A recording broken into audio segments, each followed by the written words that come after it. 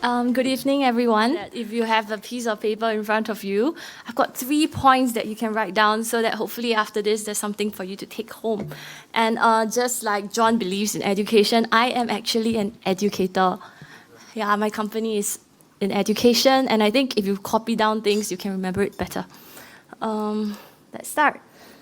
All right, so my name is Gwen, okay, and I'm the co-founder of Chatty Caterpillar.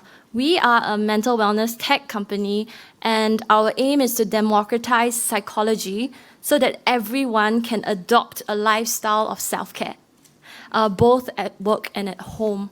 And I think many of you know that our advertising, product development is mostly based on psychology. We want to create a product that people want to buy. But can we create a workplace that people want to work at? That's really what we want to focus on, and this is basically our automated system. You want to find out more about this, please contact me after this session. All right, so I think it's important to define what resilience is, and if you want to take down the points here, it's going to be helpful. So resilience is the ability to recover quickly from various challenges. And there are 2 approaches that you can take. The first is to train individuals to become more resilient. The second is to reduce lifestyle and workplace risk factors. So today I'm going to share with you about how to reduce lifestyle and workplace risk factors. And these pointers are mostly from the perspective of leadership, right? So if you're a leader of an organization and you want to reduce risk factors at work, what are some of the things you can do? Okay, and they're not really difficult. The first M is model the way of self-care. Okay, and the second M, make self-care explicit in your policy, your HR policy. And last but not least, we'll be looking at more time, right? Because you can just ask any leader out there, when they have filled up their capacity, they'll ask their questions, the simple question, who has the time to implement self-care? But I can tell you, we can. Okay, so within this really short sharing, I hope you all can take away something. All right, so we'll start with model the way of self-care. Self-care is always essential. However, the time when you need self-care the most is when a crisis is happening. Okay, we can see this when people are admitted to hospitals, right? They need medical care. And we can also see this during times of drought. You see farmers installing irrigation systems like, the NCT sharing, right? Water is vital for preventing crops from dying out. But whenever we encounter a crisis in an organization, we tend to inadvertently stress our people out, right? By taking away the budget for anything to do with something we consider peripheral. And sometimes it is about self-care and employee benefits. So I'm just going to share with you a real-life case study that I've encountered in my work. Okay, so imagine this. You're in a government organization and massive transformation is happening. All of a sudden, the workload has increased significantly, and the stress on your employees has piled on, okay, to unprecedented levels. Obviously, what happens is that you, as the boss, is seeing an increased attrition level. People want to quit, and you're like, okay, what am I going to do? So you take on 3 international best practices. You can see over here, international best practices. You can see the first one over there, therapy garden, right? People can walk around and enjoy the beauty of nature. Second one, very obvious, you just put in a massage chair. Hopefully people will use it. Third one is external lunch benefit. Don't eat at our canteen, go outside. Y'all will enjoy lunch better, then you want to come to work.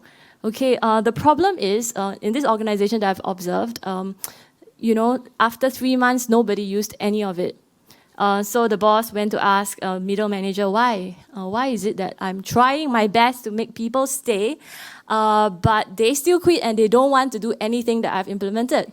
And then the staff said, no, it's so obvious. We don't want to be seen as the lazy one using these resources when everyone else is working so hard. Reflecting back on this, he realized that he himself, as the CEO, has never made use of any of these resources.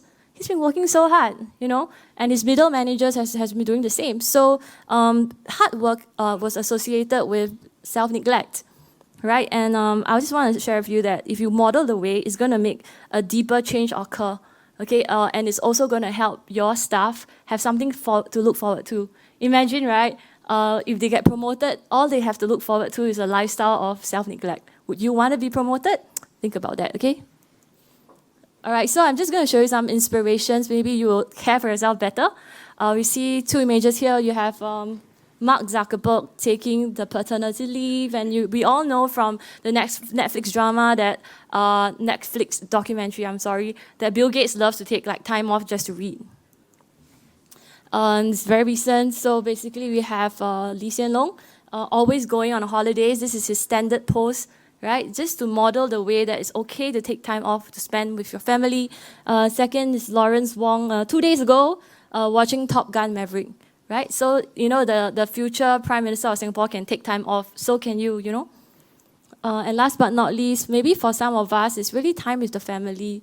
As we are traveling around the world, especially now that the travel routes are open, we can bring our families along. Why not?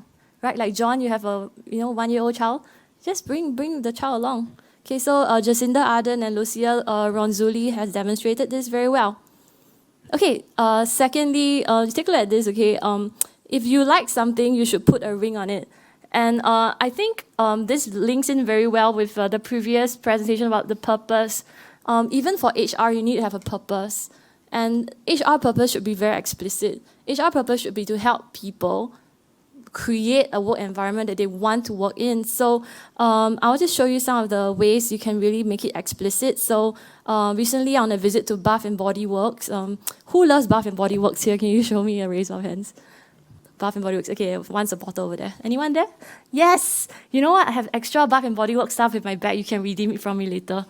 No, I'm just kidding. Yeah, but apparently we have 2 supporters for Bath and Body Works, and over there, they just put it explicitly, on their recruitment. Join our team in a safe and healthy environment. And the government has also really tried to emphasize it in public campaigns. You see this one over here, groove to the rhythm of safety and health. And we just need to realize that safety and health is not just simply about putting in workplace measures to ensure that you do not fall off certain unsafe infrastructure. No, it's also ensuring that there's mental health measures being put in place. When people are stressed, can they see a psychiatrist? When things are not even that serious yet, what are the measures that they can take? That's what my company specializes in. And now, the last but not least, I want to share with you some real statistics pertaining to more time for self-care. All right, so can you remember what's the first 2 M's? The first M is smaller the way. Okay, what's the second M? Make what? Make self-care explicit, right, in your HR policy. So the last one is more time for self-care. Among Singaporeans, there's still a very strong culture, and I can speak for y'all here. Y'all can show me a show of hands later also, okay? That there's a culture of staying back late, right? Who agrees with this? Raise your hands. Thank you. I got some more hands now. It's like it's a badge of honor if you stayed back the latest. If you can stay even later than your boss, hooray to you. I've tried that many times, and actually the security guard saluted me like, good job, Gwen. You really stayed very late. Then I'm like, why is this a badge of honor? When I'm actually being very unproductive at work. So I just want to share some statistics with you. Singapore's productivity levels in a study done in 2017 shows that we are the lowest among 11 countries polled.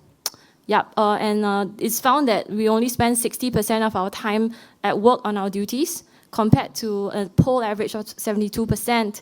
So roughly 380 hours a year is spent on administrative and repetitive tasks that can easily be replaced by technologies, okay? And then, just as I said, only 2% of Singaporeans leave work on time, whereas in another country like Switzerland, they pride themselves on having 100% of them leave work on time. And I just want to challenge you guys that perhaps the solution is not really working long hours. Okay, maybe the solution is to work shorter hours. So recently, the UK is experimenting with a 4-day work week. Basically, what a professor, from the University of Texas says is that even though it's expected that at 80% hours, right, of the hours spent, actually you can expect maybe a little bit of a fall in productivity. But in the long term, you can actually expect so much better gains in terms of mental health. and that will help your workforce be more resilient, right? People are not going to quit. It is actually saving time for the whole economy. All right, so these are the 3 M's. Have you all copied it down? If not, now is a really good time to copy it down. Yeah, I hope you can implement it in your workplace to create a better environment for everyone. Not everyone has the ability to implement policies. So those of us who have the ability, those of us who are leaders, need to implement the right policies so that the people who are working under you can benefit. And I just want to read this quote from Adam Grant, who's a psychology professor from the US. He says this: "Sacrificing health and family for work is not an expression of loyalty. It's a sign of poor priorities. Dedication is not what you give up for your job, it's what you give to your job. And commitment is reflected in the values people uphold and the contributions that they make." If you're interested to find out more about all this research and technologies and options available to you to create this environment where people can make contributions, just feel free to contact me. I'll be very happy to speak to you. Thank you, everyone.